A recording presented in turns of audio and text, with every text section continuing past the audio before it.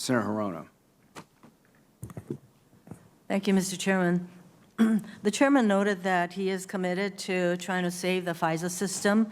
And in fact, OIG Horowitz dug very deep into the Crossfire Hurricane investigation, and in a 400-page report, as Mr. Comey noted, he found no evidence of political bias. But he did note a number of changes that should be made to the FISA application process. And in fact, FBI Director Wray is doing those changes. And so if we are committed to making changes to the application process, and we all share that concern, the hearing today should be focused on whether or not the FBI, in fact, is making those changes that Inspector Horowitz flagged out in his very thorough investigation. Mr. Chairman, we understand that DNI Radcliffe issued a statement claiming that the declassified information, selective declassification, declassified information he released yesterday about Hillary Clinton from Russian sources, quote, is not Russian disinformation, end quote, and yet he acknowledged that the information he released may be, quote, a fabrication. I find it just amazing that we have DNI Radcliffe issuing this kind of information practically on the eve of an election, making an allegation, in fact, pushing out Russian disinformation, which he acknowledges. And Mr. Chairman, I think we should have him before this committee so we can question him. The Intelligence Community Special Counsel Mueller and the Bipartisan Senate Intelligence Committee all found that Russia interfered in the 2016 election. And Mr. Chairman, you have acknowledged that. We all know this. And we also know that the interference was in favor of Donald Trump. And they clearly did not give any weight to Russia's effort to smear Hillary Clinton, and this committee should not either. And more important, I do associate myself with the comments made by the Democrats on this committee who are wondering, along with the American people, why we are going over the same thing that we've already, gone over, that has to do with the premises underlying the Crossfire Hurricane investigation. So we know this is being done somehow to bolster Donald Trump's reelection campaign through innuendo and misinformation, which even today Russia is pushing up. So we should be concerned about what's going on in the 2020 election. And I have to say thanks to President Trump and my Republican colleagues. Here we are sitting here. Millions of people are without health care. Millions of people are without jobs. And rather than dealing with the very real concerns of the American people in the midst of a pandemic, we are having this hearing to go over ground that we've already covered. Let me get to some questions to Mr. Comey.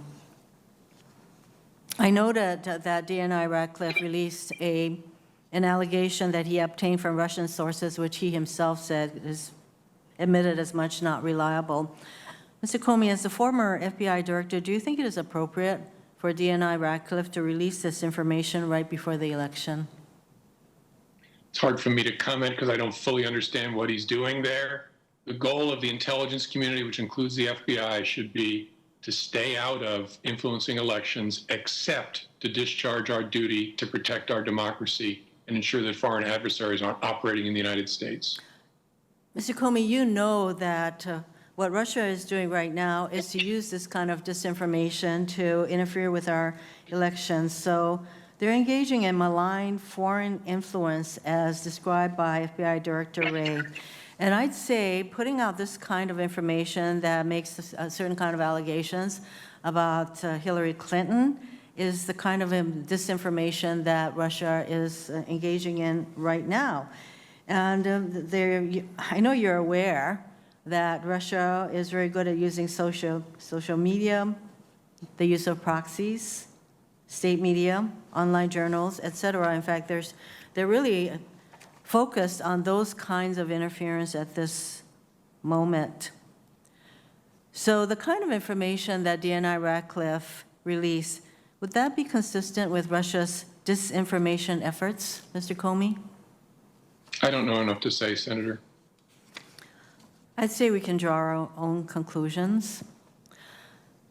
Earlier this month, one of the top prosecutors working on U.S. Attorney John Durham's investigation into the origins of Russia's probe resigned.